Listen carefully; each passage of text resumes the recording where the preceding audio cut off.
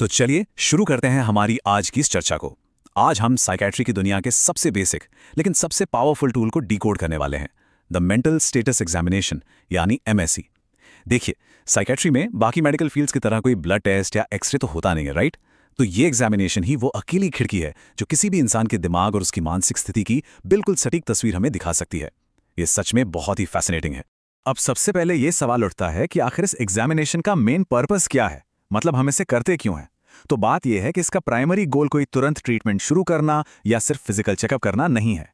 इसके बजाय ये किसी भी इंसान की कॉग्निटिव और इमोशनल फंक्शनिंग का एक बेसलाइन या आधार रेखा सेट करता है। और ये बेसलाइन सेट करना बहुत ही क्रूशियल है। क्यों? क्योंकि इसके बिना हम फ्यूचर में ये नाप ही नहीं सकते कि कोई ट्रीटमेंट असर कर भी रहा है या नहीं। एसेंशियली ये एग्जामिनेशन दिमाग का एक पूरा नक्शा तैयार कर देता है। आगे बढ़ने से पहले एक नजर डालते हैं आज के हमारे रोड मैप पर। हम शुरुआत करेंगे एमएसई को समझने से, उसके बाद हम आगे बढ़ेंगे अपीयरेंस और बिहेवियर की तरफ, फिर आएगा speech patterns, mood versus affect का अंतर, डोपामिन का क्या रोल होता है, और आखिर में हम इमोशनल एक्सप्रेशन और एम्पैथी पर चर्चा करेंगे। Section 1, the mental status examination. तो हमारी पहली कैटेगरी के साथ आगे बढ़ते हैं। यहां यह एस्टैब्लिश करना बहुत जरूरी है कि इस एग्जाम में आखिर क्या क्या शामिल होता है और क्या छोड़ दिया जाता है। अब यहां एक बहुत ही आम कंफ्यूजन होता है मेंटल स्टेटस एग्जाम यानी एमएसई और मिनी मेंटल स्टेट एग्जाम यानी एमएमएसई के बीच। इन दोनों में जमीन आसमान का फर्क है। जिधर एमएसई किसी इंसान की पूरी मानसिक स्थिति, उसकी फीलिंग्स और कॉग्निटिव फंक्शन दोनों को मेजर करता है, वहीं एमएमएसई सिर्फ और सिर्फ हायर कॉग्निटिव फंक्शंस पर फोकस करता है। ये डिफरेंस क्लिनिकली बहुत बड़ा है। सोचिए, अगर किसी मरीज की मेमोरी बिल्कुल ठीक है लेकिन वो सीवियर डिप्रेशन में है तो एमएमएसई शायद कोई प्रॉब्लम ना पकड़ पाए, लेकिन एक कॉम्प्रिहेंसिव एमएसई उस इमोशनल स्ट्रगल को तुरंत पकड़ लेगा। और इस पूरे एग्जाम के दौरान दिमाग के जिन स्पेसिफिक कॉग्निटिव हिस्सों को चेक किया जाता है उन्हें एटम-सी नाम के एक आसान से एक्रोनिम में पैक किया गया है। Attention, thinking, orientation, memory, concentration और इंटेलिजेंस। चलिए इसे थोड़ा आसान भाषा में समझते हैं। जैसे ओरिएंटेशन, क्या मरीज को वक्त, जगह और खुद की पहचान का बोध है? और थिंकिंग का मतलब यहां सिर्फ ख्याल आना नहीं है, बल्कि कहावतों या कॉम्प्लेक्स आइडियाज को समझने की कैपेसिटी से है। बेसिकली दिमाग कितने अच्छे से प्रोसेस कर रहा है। सेक्शन 2, अपीयरेंस और बिहेवियर। असेसमेंट चेकलिस्ट में थोड़ा और आगे बढ़ते हुए अब अपना ध्यान सबसे पहले दिखाई देने वाले फिजिकल ट्रेट्स पर लगाते हैं। आपको पता है, साइकियाट्री में ऑब्जर्वेशंस तब शुरू नहीं होता जब मरीज कुर्सी पर बैठता है।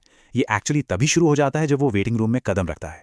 किसी की बॉडी बिल्ड, उनकी ग्रूमिंग, उनके कपड़े पहनने का ढंग, ये सब खुद एक पूरी कहानी बयां करते हैं। जरा सोचिए, कड़कड़ाती ठंड और बर्फबारी में कोई बिना कपड़ों के घूम रहा हो, ये चीज किसी भी डॉक्टर को बिना एक शब्द सुने अलर्ट कर देगी।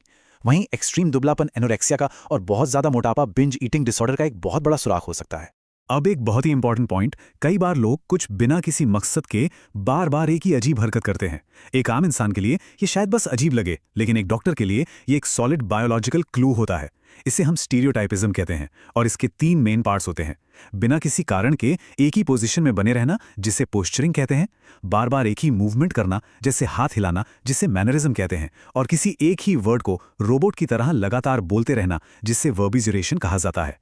यहाँ एक बड़ा ही इंटरेस्टिंग कंपैरिजन है पोस्चरिंग और कैटेलेप्सी के बीच। देखिए, पोस्चरिंग में क्या होता है कि मरीज खुद से ही एक एक्टिव और अजीब सी मुद्रा बनाता है और उसमें रुका रहता है। पर कैटेलेप्सी बिल्कुल अलग है। इसमें अगर डॉक्टर ने मरीज का हाथ ऊपर उठाकर छोड़ दिया तो मरीज पैसिव होकर घंटों तक वही हाथ ऊपर किए खड़ा रहेगा। ये लिटरली ऐसा है जैसे वैक्सी फ्लेक्सिबिलिटी या मोम जैसा लचीलापन हो, जहां ब्रेन के मोटर फंक्शंस बस एक ही जगह पर आकर स्टक हो गए हैं। सेक्शन 3, स्पीच पैटर्न्स को समझना। अब हम विजुअल ऑब्जर्वेशन से ऑडिटरी असेसमेंट की तरफ चलते हैं और बात करते हैं स्पीच के क्रिटिकल एनालिसिस की। बोलने की स्पीड और शब्दों की क्लैरिटी, ये दोनों ही डायग्नोसिस में बहुत बड़ी हिंट देते हैं। जैसे मेनिया के केस में मरीज बहुत ज्यादा तेज बोलते हैं। ये सिर्फ जल्दी बोलना नहीं है, ये दिमाग में दौड़ रहे विचारों का एक तूफान है जिससे मैच करने के लिए उनका मुंह स्ट्रगल कर रहा होता है। इसके ठीक उल्टा डिप्रेशन में बोलने की स्पीड एकदम स्लो हो जाती है। इसके अलावा कभी कभी शब्द बिल्कुल समझ ही नहीं आते, बिल्कुल जानवरों जैसी असंबद्ध और इनकोहेरेंट आवाजें निकलने लगती हैं। ये दिमाग के लैंग्वेज सेंटर्स में होने वाली किसी बड़ी विसंगति का सीधा इशारा है। Section 4, mood versus affect. आइए अब एक ऐसे एरिया को एक्सप्लोर करें जो रियल वर्ल्ड क्लिनिकल प्रैक्टिस में अक्सर बहुत कंफ्यूजन पैदा करता है। तो मूड और इफेक्ट, इन्हें समझने का एक बहुत कमाल का तरीका है। मूड को आप एक इंटरनल क्लाइमेट या जलवायु की तरह समझ लीजिए जो लंबे समय तक बना रहता है और सिर्फ मरीज ही उसके बारे में बता सकता है। दूसरी तरफ इफेक्ट रोजमर्रा के वेदर या मौसम की तरह है, जो हर पल बदलता है और जिसे एक डॉक्टर मरीज के चेहरे के एक्सप्रेशन से ऑब्जेक्टिवली देख सकता है।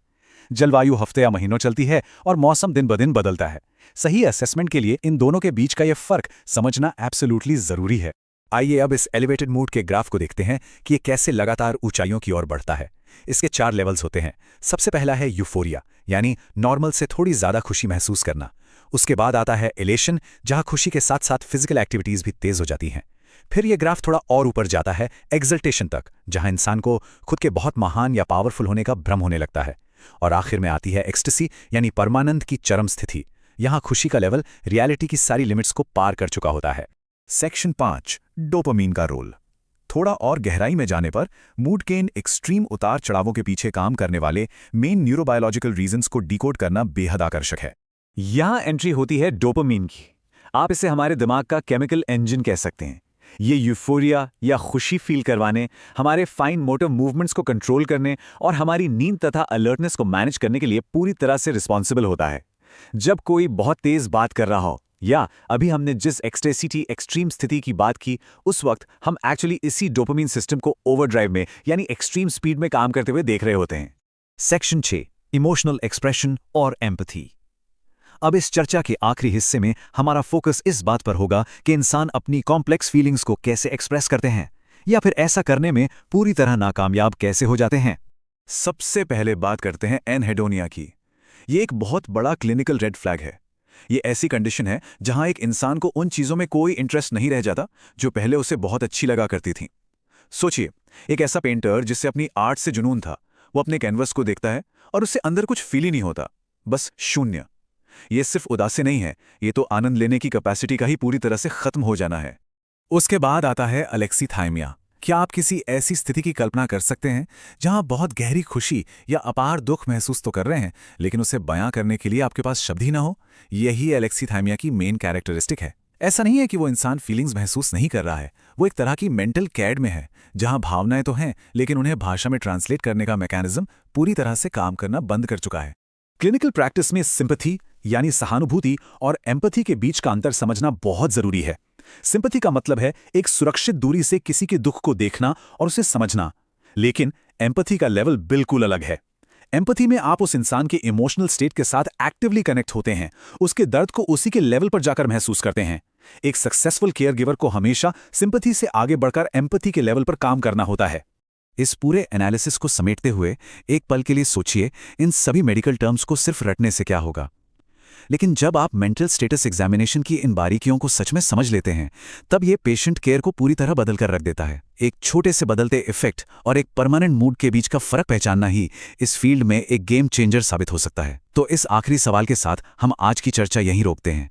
क्या एक सफल डायग्नोसिस सिर्फ एक पर्चे पर लक्षण लिखने के बारे में है, या फिर ये मानव मन के इतने कॉम्प्लेक्स और छिपे हुए परिदृश्य को डिकोड करने की एक बेहतरीन कला है?